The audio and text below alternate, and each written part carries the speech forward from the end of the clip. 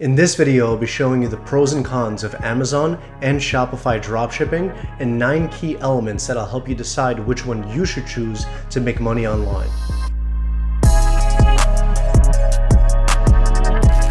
First, I just want to say that I've been doing e-commerce for a long time, and everything I'm about to tell you in this video comes with a decade of experience. And before we dive into the 9 key elements, let's talk about what these platforms are. Shopify is an e-commerce platform where you build your own website and you generally run ads to it, whether it be from Facebook or Google or Pinterest or wherever. Amazon, on the other hand, is an online retailer where you can sell your products or you can sell what's already available on Amazon. Now that we understand the way these two operate, let's dive into the 9 critical areas of both business models for comparison.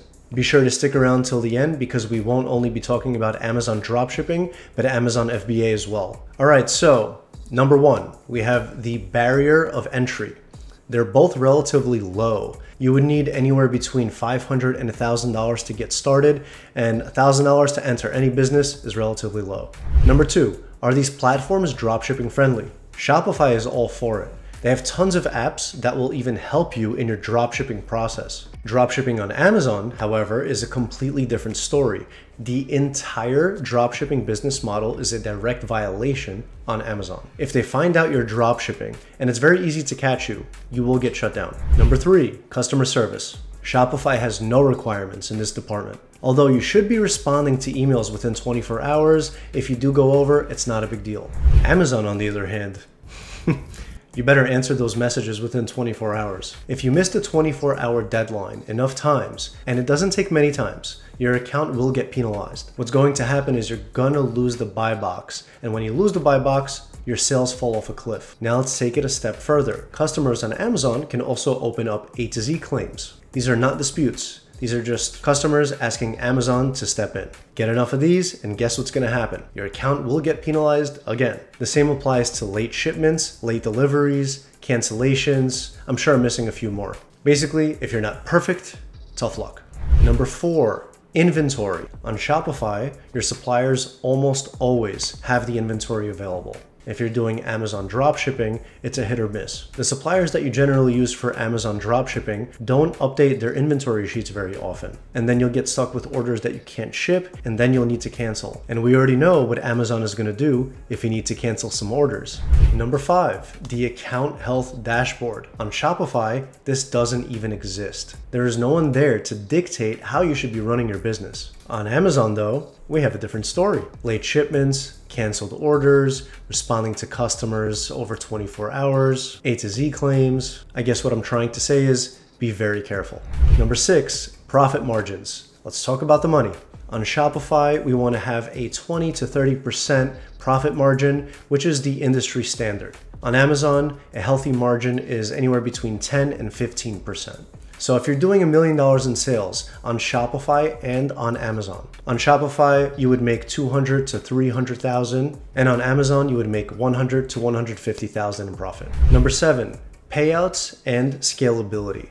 These kind of go hand in hand, and that's why I grouped them together. Shopify payouts are usually 1 to 2 days, whereas on Amazon, payouts are every 2 weeks. Now the 2-week period is going to get in the way of your cash flow. You're gonna have money going out to pay for products and to ship items to the customer, but you're not gonna have any money coming in. At some point, you'll probably be maxed out. So you can either front more money or you're gonna have to wait until you get paid. And on Shopify, because there's only 1 to 2 days of waiting, you can take that money and inject it right back into your business. Number 8, potential for brand building. On Shopify, you can collect email lists, phone numbers, you can brand your product, you can brand your website, and potentially even exit the company. And for Amazon dropshipping, it's non-existent. You're just reselling what's already there. Number 9, risk of getting shut down. On Shopify, it's very rare and the risk is very low that you get shut down. On Amazon, so many things can go wrong, and so the risk is much higher. Now,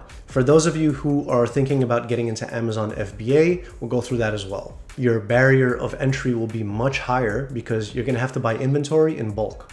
Your profit margins should be between 20 and 30% after your warehousing and fulfillment costs. And for brand building, there's certainly a potential to build a brand on Amazon.